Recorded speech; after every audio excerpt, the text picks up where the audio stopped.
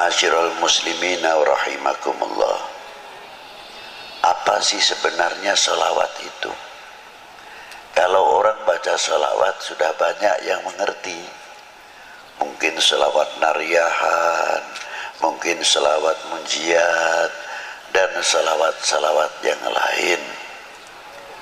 Sholawat dengan ayatnya yang sangat terkenal, sangat populer.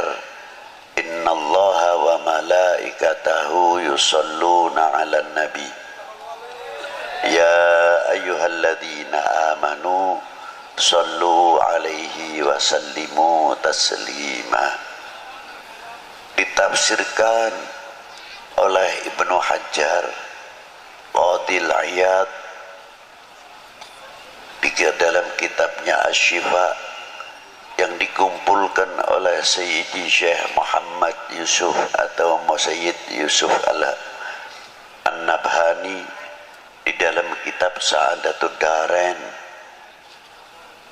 Diterangkan oleh Ibnu Hajar Al-Haytami Al-Asqalani dan Syekhul Islam Imamun As-Subki dan Abu Bakar Jalaluddin As-Suyuti, tokoh-tokoh yang sangat ma'ruf, menafsirkan innallaha wa malaikatahu yusalluna 'alan nabi. Salawatnya Allah kepada baginda Nabi khususiyah. Berbeda salawatnya Allah Ta'ala yang diberikan kepada nabi-nabi terdahulu sebelum Nabi kita Sayyidina Maulana Muhammad sallallahu alaihi wasallam.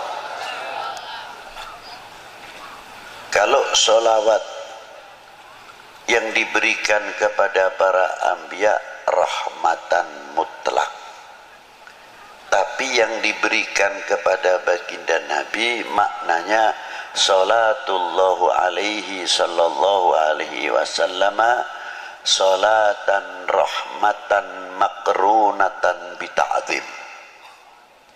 Berbeda sekali.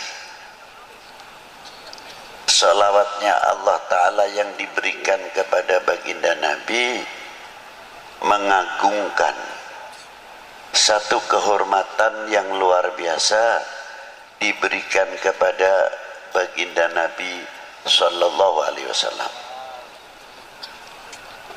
Lautan rahmat yang tiada bertepian, rahmat yang sangat luar biasa, tapi tidak mungkin orang itu akan menggapai rahmat Allah Ta'ala yang diberikan kepada baginda Nabi tanpa ada pancingnya, syaratnya. Syaratnya apa? Dengan sholawat lagi. Jadi kalau kita membaca selawat kepada baginda Nabi, yang untung itu bukan baginda Nabi, yang untung sebetulnya kita. Itu diantaranya. Jadi jangan bangga, jangan salah faham seolah-olah kita bisa mendoakan baginda Nabi. Tidak, dengan salawat itu justru mendapatkan doa baginda Nabi sallallahu alaihi wasallam. Buktinya apa? Di makam baginda Nabi sallallahu alaihi wasallam itu ada satu malaikat ila yaumil qiyamah yang menunggu makamnya Rasulullah, setiap hari menerima sholawatnya umatnya, disampaikan kepada Rasulullah. Yang hebat itu tidak pribadinya saja. Malaikat cara menyampaikan kepada baginda Nabi disebutkan orang tuanya. Ini sholawatnya fulan bin fulan ya Rasulullah kepadamu.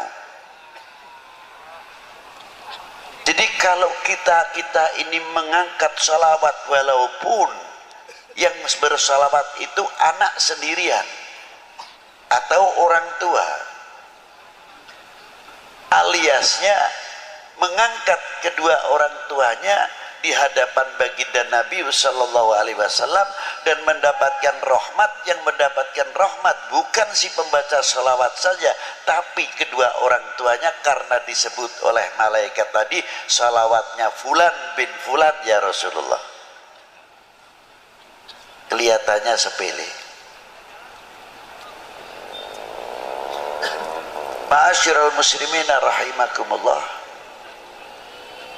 takdimnya Allah subhanahu wa ta'ala makrunatan bita'dim, ada satu kandungan nilai-nilai akhlak yang luar biasa. Di antaranya apa? Allah ta'ala memberikan satu contoh nilai akhlak, nilai adab. Karena tadi makrunatan bita'dzim.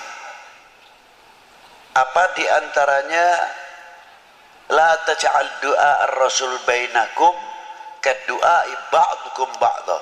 Jangan engkau memanggil kepada kekasihku ini sebagaimana engkau memanggil sesamamu. Allah Ta'ala tidak pernah memanggil dengan kalimat nida ya Muhammad atau ya Ahmad. Tidak ada itu. Coba dari mulai Bismillahirrahmanirrahim, Alif Lam Mim sampai kepada Qul a'udzu birabbin nas, tidak ada kalimat nida ya Muhammad atau ya Ahmad.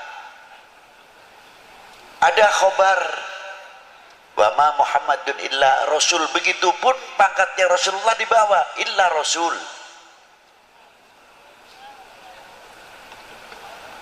Ada akhir suratul Fatah Muhammadur Rasulullah walladzina ma'ahu asyidda'u 'alal kufar ruhama bainahum tarahum ruk'an sujadan yabtaghuna fadlan minallahi wa ridwana. Disebut juga Muhammadur Rasulullah, pangkatnya di bawah. Ini khobar, bukan nida ya Muhammad, tidak. Tapi panggilan Allah Ta'ala yang langsung kepada baginda Nabi Shallallahu Alaihi Wasallam yang dipanggil apa? Yasin, Toha, ya ayuhan Nabi, ya ayuhan Rasul, ya Mudaththir, ya Muzammil, dan lain sebagainya, kebesaran-kebesaran asma'un Nabi Sallallahu Alaihi Wasallam.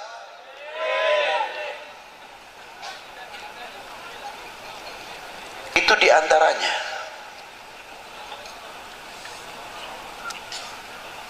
Maka kita dididik oleh Allah Ta'ala, jangankan kepada baginda Nabi Sallallahu Alaihi Wasallam, yang kepada kita sendiri, bagaimana cara menghormati antara sesama kita.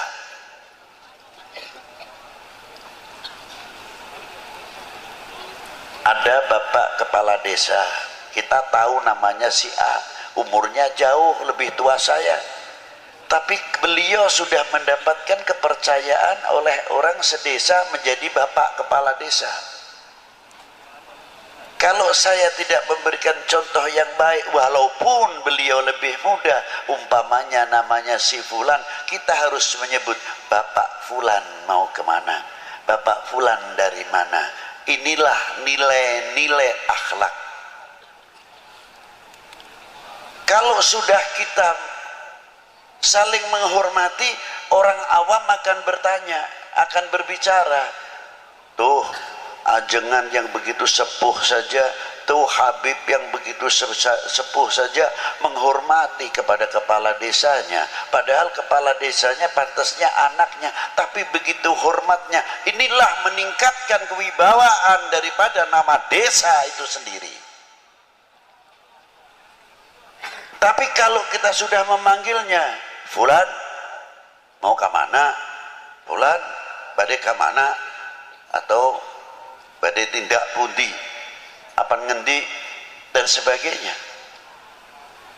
secara tidak langsung menjatuhkan kewibawaan pimpinan-pimpinan yang ada di dalam desa itu, walaupun dalam sekup yang kecil. Itu hebatnya. Maka Allah Ta'ala selalu memberikan bimbingan tuntunan terus kepada umat baginda Nabi sallallahu alaihi wa alihi wasallam. Ini contoh yang luar biasa. Yang kedua, makna sholawat terhadap wa ala ali Sayyidina Muhammad. Ini pertama kali turun ayat innallaha wa malaikatahu yusalluna 'alan nabi ya ayyuhalladzina amanu sallu 'alaihi wa sallimu taslima. Sahabat Ka'bil Akhbar bertanya kepada baginda Nabi, kaifa nusalli 'alaika ya Rasulullah. Hebatnya sang penanya, tidak menggunakan memunculkan ego atau akuisme, menggunakan kalimah nahnu. Kaifa nusalli, bukan kaifa usalli alaika ya Rasulullah, tidak. Kalau begitu para sahabat alim juga. Satu kalimah jamak menunjukkan akhlak wal adab. Kalau bahasa Jawa panjenengan, panjenengan dalam. Halusnya kalau dalam bahasa Arab selain antum, samahatikum, saadatikum, itu kromo inggil, bahasa yang tinggi. Ila hadratis samahat fulan syekhona wa ustadina Sayyidi Syekh fulan bin fulan. Itu diantaranya. Nah, kita dipanggil seumpamanya ketemu dengan teman-teman, antum dari mana? Bukan ente sing ngendi iki. Bukan. Tapi antum dari mana? Ini halus. Kalimah panggilan antum akan berdampak yang hebat kepada ikhwanuna wa asgharina, kepada anak-anak, sebab menggunakan kalimah antum. Yang kedua, menggunakan kalimah nahnu mutawadian, untuk menunjukkan ketawaduan. Seseorang tidak pernah menggunakan ana. Ana ini bisa digunakan tertentu, tapi kalau ahlil akhlak wal adab bahkan menyebutkan al-faqir indallah, bukan indanas. Sebab ada menggunakan kalimah al-faqir bisa untuk mengundang pangkat alim. Sebabnya apa? Rata-rata orang alim biasanya menyebutkan dirinya al-faqir. Maka dari itu supaya saya dipanggil alim, maka menyebut diri saya al-faqir supaya dipanggil alim. Nah itulah, itu kita ketipu dengan dirinya sendiri. Padahal yang dimaksud di sini al-faqir indallah. Al-faqir indallah. Itulah sahabat Ka'ab dengan rendah dirinya di hadapan sang maha guru, ialah baginda Nabi sallallahu alaihi wasallam. Kaifa nusalli alaika ya Rasulullah. Mengapa menggunakan kaifah alaika bukan alaikum? Di sini menggunakan mukhatab istikhdhariyah. Seperti pada waktu kita sholat, at-tahiyyatul mubarakatus salawatut thayyibatu lillah. Assalamu alayka, ketika mengucapkan assalamu alayka seolah-olah kita berhadapan dengan baginda Nabi sallallahu alaihi wasallam. Ini disebut mukhatab istikhdhariyah. Kalau orang sudah terlatih dengan istikhdhariyah al-mukhatab, lama-lama karena kita sering menghadap kepada Rasulullah, kita akan merasa dilihat oleh Rasulullah SAW, dan kita akan banyak bercermin kepada baginda Nabi SAW. Bercermin tutur kata kita, bercermin pandangan kita, bercermin wawasan kita, jauh bercermin telinga kita sampai mata, telinga, mulut. Sebagaimana kita menghasilkan karya wudhu, karya wudhu yang telah melahirkan dan menyentuh, mencapai batiniah. Wudhunya bukan untuk zahiriah saja.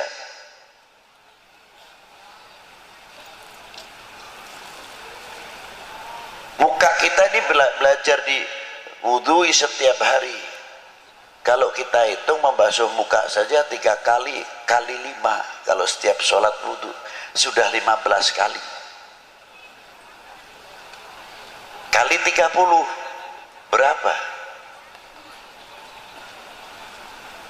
Berarti sudah 450 cuci muka dengan air wudhu. Sudahkah menyentuh batiniah kita atau belum? Kalau wudhu kita menyentuh batiniah kita, akan menghilangkan akuisme. Kun mutawadian, rendah diri. Semakin bercahaya mukanya, min athari nuril wudhu, sebab setiap orang membasuh mukanya keluarlah dosanya, kata Nabi sallallahu alaihi wasallam, min fadailil wudhu. Apalagi setiap habis wudhu sholat syukral wudhu, dan banyak orang ingin rezekinya banyak, jangan tinggal wudhu, mudawamatil wudhu. Insya Allah itu urusan rezeki luar biasa. Mangkana mudawamatil wudhu. Nah itu diantaranya. Apa yang diwudhui diantara kita? Ya mata kita, mulut kita. Berarti selalu setiap hari kita sucikan mata kita, mulut kita. Kalau sudah menyentuh batiniah kita, pasti mata kita akan mempunyai pandangan dan wawasan yang jauh dalam segi ilmu dan lain-lainnya. Segi ilmu, segi agama, sampai kepada wawasan kebangsaan, wawasan kita itu jauh. Satu contoh. Dan yang kedua, akan menutup aib. Siapa? Min ikhwanunal mu'minin wal mu'minat wal muslimin wal muslimat, akan menutupi cacatnya, kekurangannya saudara kita mukminin wal muslimat dan saudara kita sebangsa setanah air. Karena di Indonesia itu ada dua persaudaraan, yang satu saudara kami seagama, sebangsa, setanah air. Yang kedua saudara kami sebangsa, setanah air. Itu persaudaraan. Itu yang harus kita jaga, keutuhannya dan sebagainya. Ini dua. Mestinya kita pandai-pandai menutupi. Bukan berarti kita mendiamkan kejelekan atau keburukan, kesalahan, tidak. Kita nasihati sendiri. Jangan sampai orang lain, bangsa lain bertepuk untuk kita, karena kita membuka kekurangan-kekurangan apa yang ada dalam umat ini atau dalam bangsa ini. Di mata ini tugasnya. Yang kedua, telinga mempunyai filter, bisa memisahkan mana yang akan menjadikan pecah belahnya umat ini dan pecah belahnya bangsa, pecah belahnya keluarga, pecah belahnya tetangga, pecah belahnya kampung. Kalau ada berita-berita yang akan mengakibatkan kita berseberangan, saudara terkadang sekandung atau saling atau sesama tetangga, tapi telinga ini sudah mempunyai filter yang selalu bercermin kepada baginda Nabi SAW. Dengan air wudhu tersebut akan bisa menepis hal-hal yang berakibat perpecahan antar sesama kita. Itu telinga tugasnya kalau diwudhui. Tutur kata kita juga bagian yang diwudui, pasti insya Allah akan banyak meniru bagaimana tutur kata baginda Nabi Sallallahu Alaihi Wasallam. Satu contoh aja yang ringan Pak, kalau kita makan saking asyiknya, biasanya satu butir nasi itu ada yang ketinggalan di sini, atau di jampangnya, atau di mana nih kumisnya. Sudah cuci tangan, terkadang kita tidak sadar, kita melihat, ya Allah, itu orang tua lagi, itu nasinya ada satu butir yang di sini. Kalau kita langsung menegur, tersinggung, Pak, itu ada nasinya gimana? Malu paling tidak. Segi nilai akhlak kurang baik, walaupun toh itu benar. Tapi orang yang pakai diplomasi, Pak, Bapak tadi punya peliharaan kambing, adalah salah satu yang belum dimasukkan Pak. Ini orangnya cerdas. Iya belum, baru sambil begini, sambil masukkan satu butir nasi itu tadi. Alhamdulillah sekarang sudah aman saya masukkan. Akhlak luar biasa. Di antaranya lagi, orang menutupi aib saudara kita. Ada seorang perempuan tinggi besar, masuk ke rumahnya Khatimul Asam, entah itu waing, entah itu keberatan badannya, naik ke rangkaian tingkatan rumah, dari beratnya bawah ikut bicara, prot gitu, kentut istilahnya. Ini perempuan malunya luar biasa, tersipu-sipu, pucat dari rasa malunya. Khatimul Asam kebetulan di situ sambil baca kitab asyik. Akhirnya, Assalamualaikum. Khatimul Asam tidak menjawab, pura-pura nggak dengar. Maka disebut Asam itu tuli. Karena apa? Karena itu menutupi aib perempuan itu tadi. Sampai Assalamualaikum enggak. Setelah kitabnya dibunyikan keras Assalamualaikum, baru Waalaikumsalam gitu. Perempuan itu terus sadar, alhamdulillah saya keras bersuara, beliau baru dengar. Berarti saya tadi kentut itu beliau tidak dengar saya. Alhamdulillah, lega hatinya. Jam itu Allah Ta'ala membuka pintu rahmatnya. Khatimul Asam diangkat oleh Allah Ta'ala menjadi walinya, sebab menutupi aib saudara mukmin kita. Itu asal usul terkenal Khatimul Asam. Ma'asyiral muslimin rahimakumullah. Dan selanjutnya sampai tangan yang diwudui, kaki yang diwudui. Kalau umat Islam benar-benar tangan yang sudah suci ini, ya maaf saja, tangan yang sudah bersih, menjalankan sholat 5 waktunya baik, tutur katanya baik, mukanya tabassum baik, dan lain sebagainya. Mungkin tangan yang bersih ini tidak mau kalau diajak korupsi. Sebabnya apa? Setiap hari sudah dibersihkan.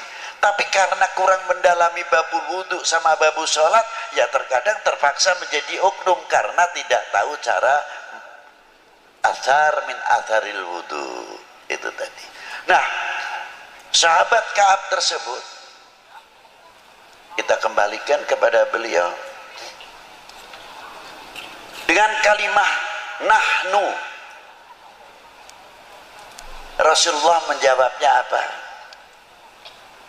Qulu Allahumma salli ala Muhammad wa ali Muhammad. Rasul jawabnya, pertanyaannya nusolli alaika, yang menjawab qulu. Karena ada apa? Apakah itu Rasulullah karena berdasarkan pertanyaannya Kabil Ahbar? Tidak. Berdasarkannya ayat juga, kalimahnya jamak. Ya ayyuhalladzina amanu shollu, maka Rasulullah di sini menjawabnya qulu. Sahabat Ka'ab pun tahu karena perintahnya Allah, ya ayyuhalladzina amanu sallu alaihi wasallimu taslima, maka kaifa nusalli alaika. Itu hebatnya antara sahabat dengan baginda Nabi sallallahu alaihi wasallam. Komunikasi yang sangat indah, ananiahnya, akuismenya sahabat Ka'ab tidak ada. Rasulullah pun memberikan contoh pada waktu kaifa nusalli alaika ya Rasulullah. Rasulullah berdiam, tidak langsung menjawab, diam dulu. Setelah berapa saat Rasulullah membacakan salawatnya, Allahumma salli ala Muhammad wa ala ali Muhammad kama sallaita ala Ibrahim wa ala ali Ibrahim. Tidak menggunakan Sayyidina. Sahabat Ka'ab sebagai murid sedang dituntun, dibimbing oleh sang guru apa adanya. Rasulullah memberikan satu contoh, Allahumma salli ala Muhammad, murid pun mengikuti Allahumma salli ala. Tapi ketika keluar, sahabat Ka'ab tetap menggunakan kalafdhu siyadah bidalil ana sayyidi waladi Adam. Loh, makanya sahabat menambah berani kalimah lafdhu siyadah sayyidina Muhammad wa ala ali sayyidina Muhammad.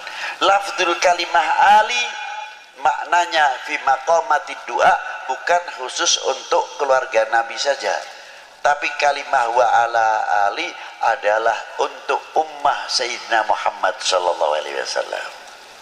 Indah maqamati doa. Jadi kalau kita membacakan sholawat, kita terkait dengan al-mu'min akhul mu'min, khususnya al-muslim akhul muslim. Allahumma salli ala Sayyidina Muhammad, Allahumma salli ala Sayyidina Muhammad. Mungkin yang di Pekalongan, yang di Jawa Timur jauh mendapatkan semuanya ini. Sana yang sedang membacakan salawat, kita pun mendapatkan, bukan di sini saja, bahkan fil alam mendapatkan, masuk fi maqamati doa. Allahumma salli ala Sayyidina Muhammad wa ala ali Sayyidina Muhammad. Jadi salawat itu tali silaturahmi kepada Nabi, tali silaturahmi kepada keluarga Nabi, tali silaturahmi ma bainal akhwainil ummah wal ummah, al mu'min wal mu'minah wal muslim wal muslimah. Di sini masih terkait dalam as-shalah. Makanya saya kagum sekali kok ada Banten bersolawat. Saya tidak heran, itu luar biasa. Karena apa saya tidak heran? Banten cukup mempunyai sejarah yang kaya. Saya tidak kepura-kepuraan. Saya ngangkat tidak, kakek saya asli dari Banten. Kiai Hasan Qudsi itu asli Banten, bin Muhyiddin, bin Kiai Muhyiddin, itu kakek saya. Yang meninggal di Indramayu, saya punya hababah Sayyidah Marinah, Ratu Marinah. Jadi saya kesini itu istilahnya sedikit pulang kandang, di mana napak tilas saya punya datuk-datuk, termasuk anak saya Zainal Abidin. Ma'asyiral muslimin rahimakumullah, mulai Maulana Syarif Hidayatullah dan beberapa saudara-saudara pada waktu itu minal ulama wal arifin yang ada di mana Wali Sembilan ini. Saya kalau ditanya, Habib, keistimewaannya ziarah Wali Sembilan apa? Saya cuma oleh-olehnya satu, Pak, malu. Loh, kenapa malu? Iya, malu, benar-benar malu. Di antaranya, apa tidak mengambil barokah? Lekaromah terlalu tinggi kalau soal itu. Saya cukup saja dapat ilmu, malu itu sudah luar biasa. Apa di antaranya kok malu? Saya di Sunan Ampel, para bapak, para ibu, makamnya di tengah desa, masuk Ganggang di situ Ampel Dento, Ampel Suci, Ampel Gading, dan lain-lainnya. Rata-rata toko-toko yang mahal-mahal di dalam kampung, bukan di pinggir jalan. Ternyata menunggu, menghormat tamunya Kanjeng Sunan Ampel yang satu hari tidak lepas 100 bis, apalagi kalau Jumat Kliwon atau Jumat Legi di sana, ratusan bis yang datang. Jadi saya pikir, ya Allah, Sunan Ampel masih di dalam kubur, masih bisa membuat ekonomi kerakyatan, masih bisa memakmurkan lingkungan. Coba kalau tidak ada Sunan Ampel, mana mungkin orang akan datang? Paling ziarah ke masjid kuno selesai. Setiap hari non-stop. Dan setiap orang yang ziarah ke sana bisa mempersatukan umat. Baca Yasin sendiri, baca Waqiah sendiri, yang satu baca tahlil, yang satu baca salawat, tidak ada yang intervensi. Kamu jangan selawatan terus, jangan keras-keras bacanya, saya masih baca Yasin. Yang saya Yasin ongko-ongko saja, baca santai, tidak menyalahkan. Coba ditarik kembali ke Maulana Syarif Hidayatullah, separuh muslim, separuh non muslim. Hebat. Dengan akidah, etikot macam-macam. Sebelah itu kalau ziarah ke Gunung Jati, ada yang begini, ada yang datang terus. Ada lagi yang datang saudara muslim juga, pakai kudungnya dilepas, langsung saja pintunya dibeginikan aja, ambil barokah. Macam-macam. Kata saya, kita datang ke lautan ini, hati kita harus husnudon, tidak boleh suudon. Syarif Hidayatullah itu lautan besar. Begedor pisang artinya pohon pisang yang sudah tidak kepake, kalau dibuang ke sungai larinya juga ke laut. Kotoran apa saja yang masuk sungai larinya semuanya ke laut, diterima semua oleh laut. Tapi tidak pernah laut terkotori luar biasa dengan limbah-limbah yang ada dalam sungai-sungai, lebih-lebih kalau musim hujan, banjir atau caah. Per detik itu berapa juta kubik masuk ke laut. Tidak bisa dihitung, ini detikan para bapak, para ibu.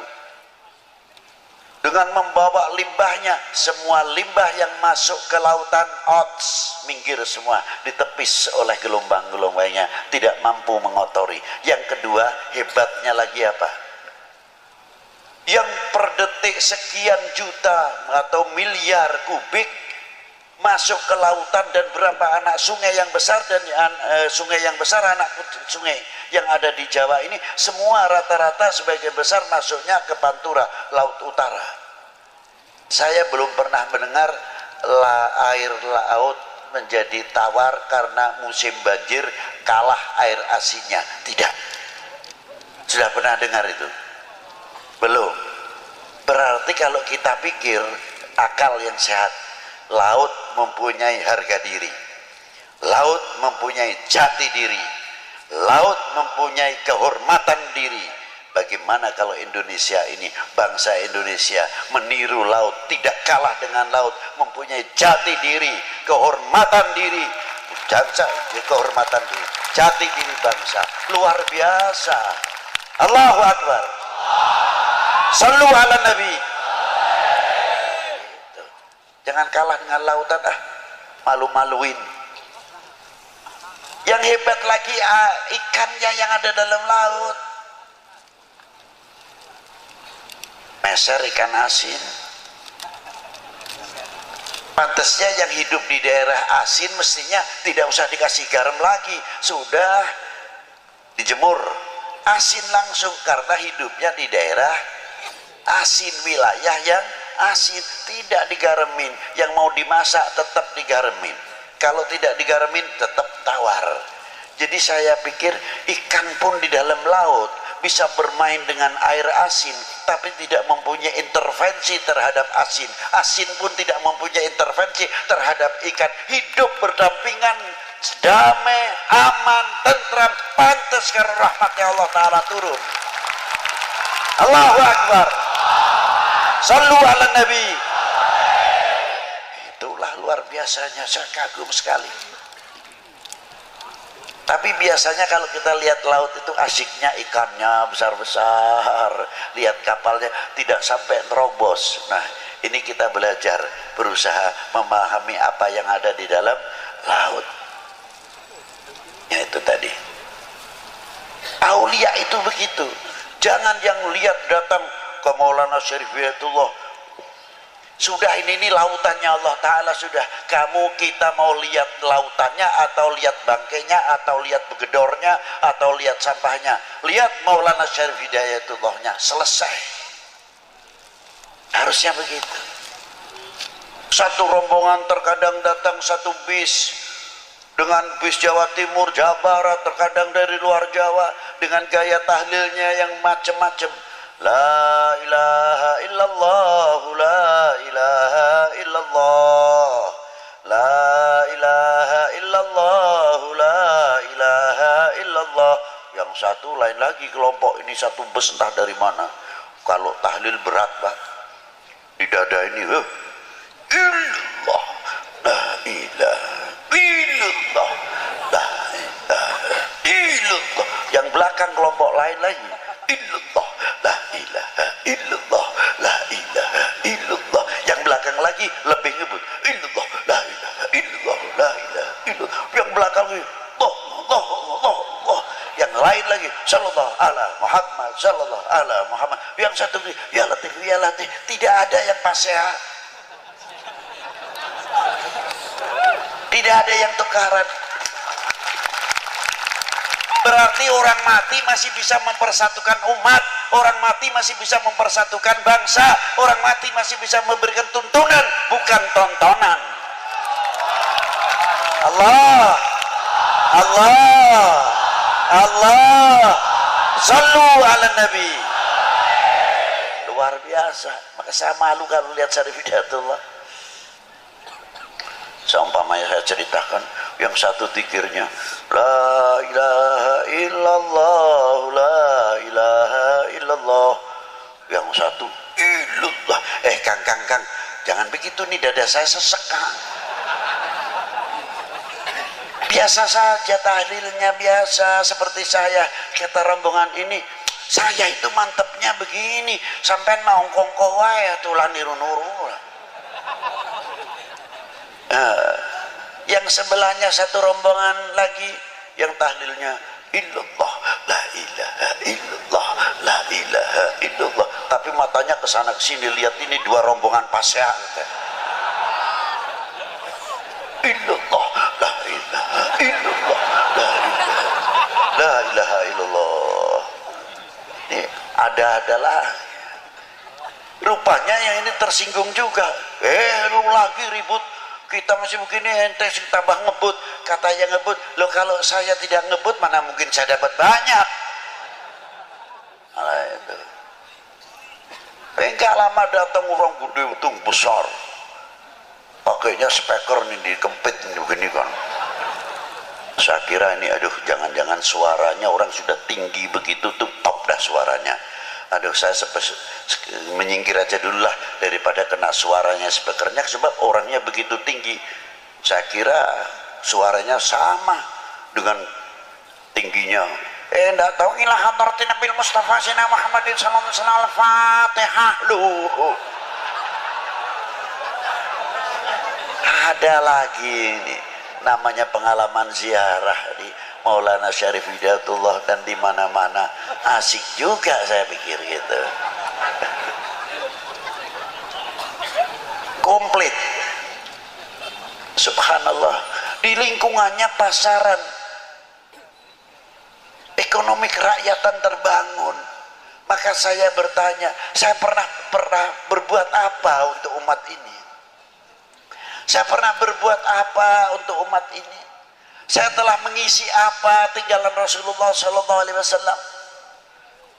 beliau luar biasa. Maulana Syarif Hidayatullah Wali Ibnul Wali wa Ibnul Wali Ibnul Wali Sibtun Nabi SAW Maulana Syarif Hidayatullah bin Imaduddin Abdullah bin Ali Nurul Alam bin Jamaluddin Hussein bin Ahmad Syah Jalal bin Abdullah Utmat Khan bin Amir Abdul Malik bin Alwi bin Malfaqi bin Muhammad Saib Marbat bin Ali Khalid Qasam bin Alwi bin Muhammad bin Alwi bin Ubaidillah bin Ahmad Al-Muhajir bin Isa An-Nagi bin Muhammad An-Nagi bin Ali Al-Uraidi bin Ja'far Sadiq bin Muhammad Al-Baqir bin Ali Zainal Abidin bin Husaini Sibti bin Ali bin Abi Talib wa bin Fatimah Zahra Al-Batul binti Rasulillah sallallahu alaihi wasallam Rasul. Faqala Nabi sallallahu alaihi wasallam ahli baiti kama tali safinatin Nuh, anak cucuku bagikan perahunya Nabi Allah Nuh. Alhamdulillah Banten mempunyai safinatun Nuh. Man raqibaha najah, barang siapa menaikinya selamat. Sebab safinatun Nuh, siapa beliau? Maulana Hasanuddin bin Syarif Hidayatullah wa Muhammad Yusuf bin Hasanuddin Al-Bantani bin Maulana Syarif Hidayatullah. Tubahlah beruntunglah kalian mempunyai paku di negeri ini. Tidak cukup di Banten saja. Ada seseorang wali besar ziarah ke Maulana Syarif Hidayatullah, namanya Al-Habib Alwi bin Muhammad bin Tahir Al-Haddad. Ketika ziarah ke Maulana Syarif, kaifa halukum ya Syarif Hidayatullah, apa kabar, bagaimana antum di sini di Indonesia ini? Ana hami fil Jawa, saya adalah pelindungnya di Jawa ini. Ketika Syed Habib Alwi ziarah ke Maulana Syed Ibrahim Bonang, kaifa halukum ya Syekh Sunan Bonang, apa kata Syarif Maulana Syarif Hidayatullah? Beliau hami fil Jawa wa ana nadiruha.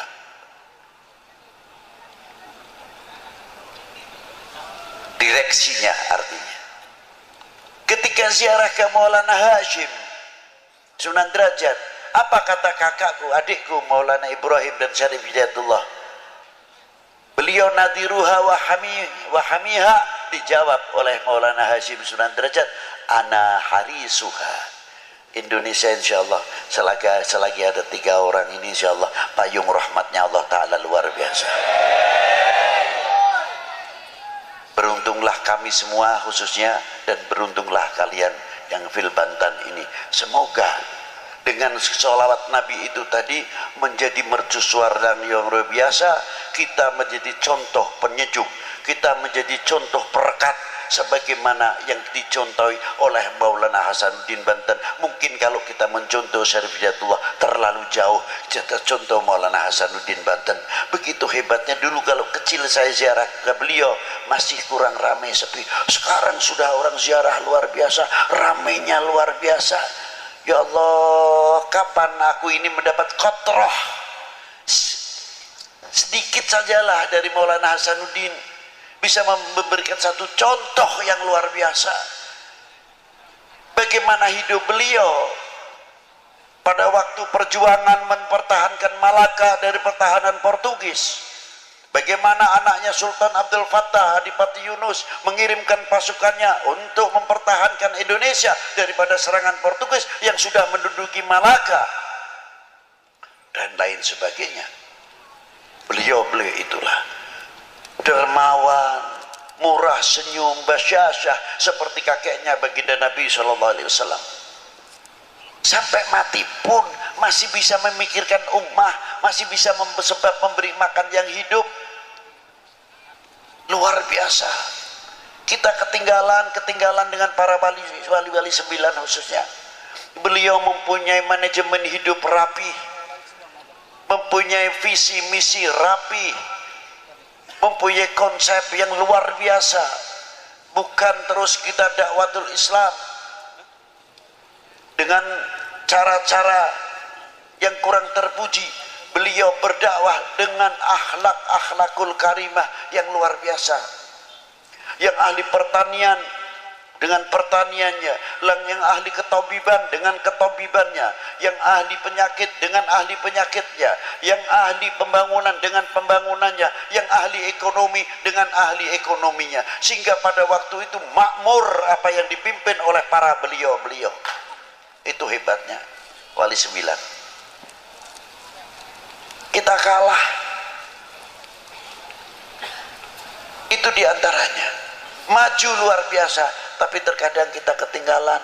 Kita masih berbicara khilafiyah, talqin, tahlil, maulud, manakib, teater, nabubu. Sampai kapan?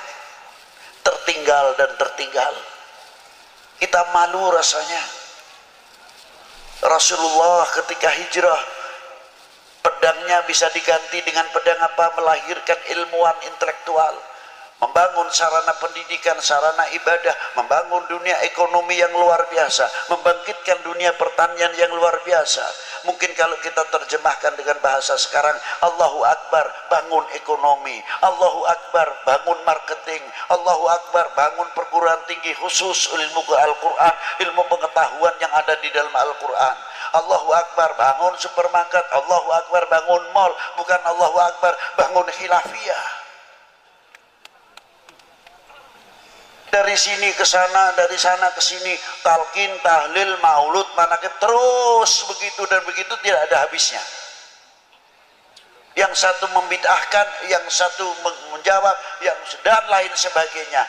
Sedangkan bangsa lain membuat senjata yang hebat, membuat nuklir yang hebat, pesawat tempur yang hebat, pesawat-pesawat ataupun kapal-kapalnya yang luar biasa, canggih-canggih luar biasa. Kita tertinggal. Betul? Betul enggak? Tinggal.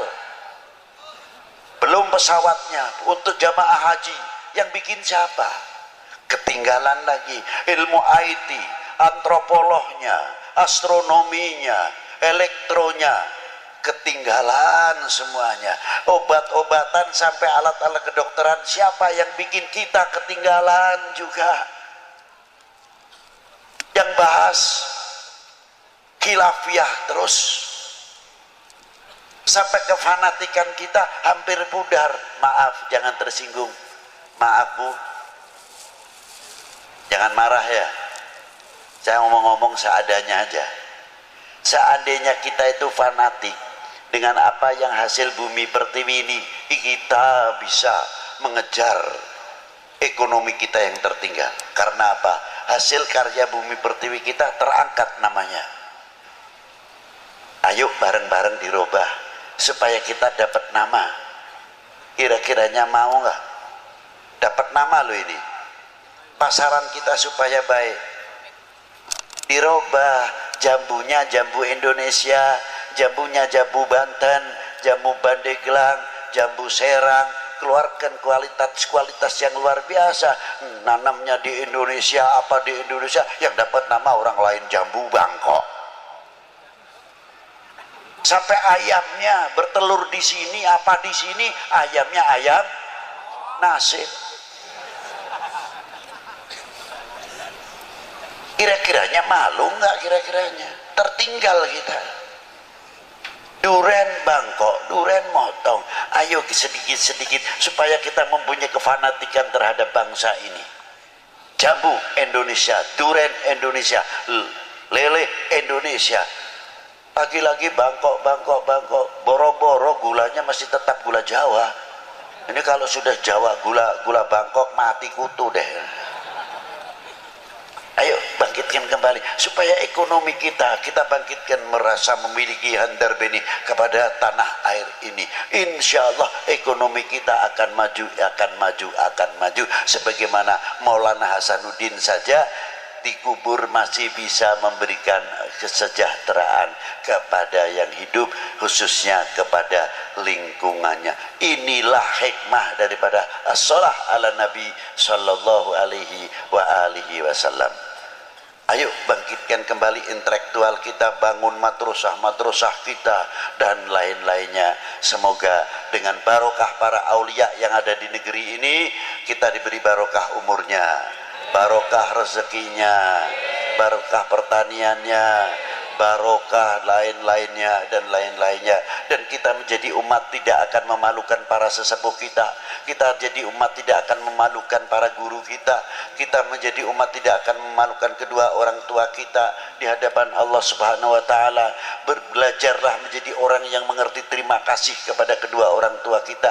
Seandainya gunung yang paling terbesar di sini umpamanya Gunung Krakatau atau Gunung Karang dijadikan emas untuk membalas jasanya kedua orang tua kita dan guru kita, belum apa-apa. Jangan dikira kita sudah begini, anak-anak kita di pesantren, di madrasah asyik, tapi kita berpikir bagaimana nasib orang tua kita di dalam dunia pertanian dan ekonominya. Terkadang jam 3 malam sudah bangun, membawa doplaknya, dia isi sayuran, isi sampel dan lain-lainnya, dibawa ke pasar. Hawanya dingin, yang kalau musim dingin, yang musim hujan, yang musim panas. Demi siapa? Demi anak-anaknya yang di dalam pesantren, yang di dalam madrasah dan lain sebagainya. Mestinya kita malu kepada para beliau. Bagaimana tokoh-tokoh ulama kita terdahulu di dalam menasyirus syariah wal Islam, fasilitas masih begitu hebatnya, sulit sekali.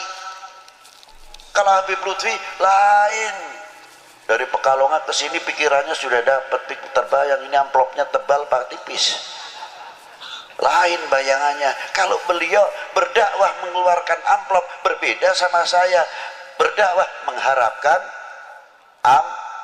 jauh dah itu. Ini untuk saya pribadi, bukan saya mengkritik kepada orang lain. Jauh.